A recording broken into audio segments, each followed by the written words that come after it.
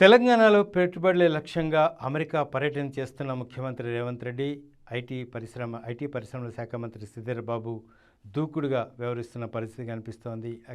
ఇక అమెరికాలో ప్రముఖ పారిశ్రామికవేత్తలతో లోతైన చర్చ జరుపుతూ తెలంగాణలో పెట్టుబడులు పెట్టేందుకు కూడా ఆహ్వానం పలుకుతున్న పరిస్థితి కనిపిస్తోంది. ఇక రెండో రోజు కూడా వారి పర్యటన విజయవంతమైన పరిస్థితులు కనిపిస్తున్నాయి.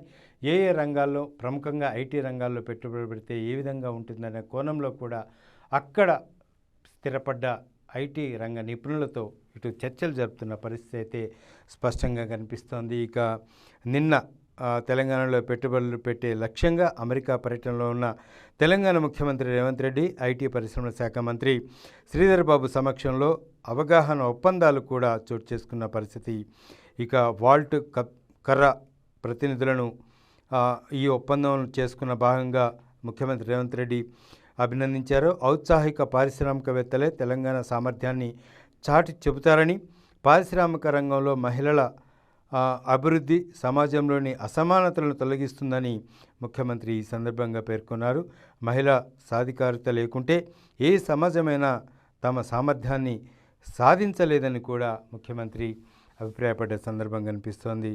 వాల్ష్ కర్రా హోల్డింగ్ కంపెనీ అమెరికా, సింగపూర్ నుంచి పనిచేస్తుందని, ఔత్సాహిక పారిశ్రామికవేత్తల సహకారంతో పెట్టుబడులను గ్రెగ్ వాల్ష్, ఫనీ కర్రా దీన్ని నిర్వహిస్తున్నారని కూడా పేర్కొన్నారు.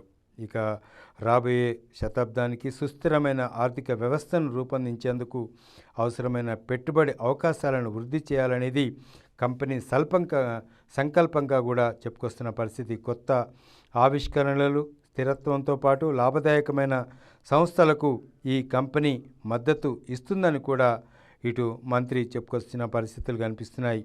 ఇక హబ్లో ఒప్పందం సందర్భంగా గ్రెగ్ వాల్ష్ మాట్లాడుతూ ఈ ఒప్పందంలో మరో అడుగు ముందుకు పడిందని పేర్కొన్నారు. పెట్టుబడులతో పాటు పట్టణాలతో పాటు గ్రామీణ తెలంగాణలోనూ ప్రభుత్వంతో కలిసి వివిధ కార్యకలాపాలు చేపట్టి నమ్మకమైన భాగస్వామ్యం పంచుకుంటామని కూడా ప్రకటించిన సందర్భం. ఉస్మానియా యూనివర్సిటీ నుంచి కెరీర్ ప్రారంభించి అంతర్జాతీయ స్థాయికి చేరగలిగామని, మన దేశం రాష్ట్రం పట్ల కృతజ్ఞతను చాటుకునే అవకాశం దొరికిందని ఫణి చెప్పుకొస్తున్న పరిస్థితులు కనిపిస్తున్నాయి. మొత్తానికి రెండో రోజు ఇక పెద్ద ఎత్తున పెట్టుబడులు తెలంగాణకి వస్తున్న నేపథ్యంలో ముఖ్యమంత్రి రేవంత్ రెడ్డి కానీ, ఇటు మంత్రి శ్రీధర్ బాబు కానీ హర్షాన్ని వ్యక్తం చేస్తున్న పరిస్థితి కనిపిస్తుంది. రాబోయే 5 ఏళ్లలో స్టార్టప్లలో మరో 839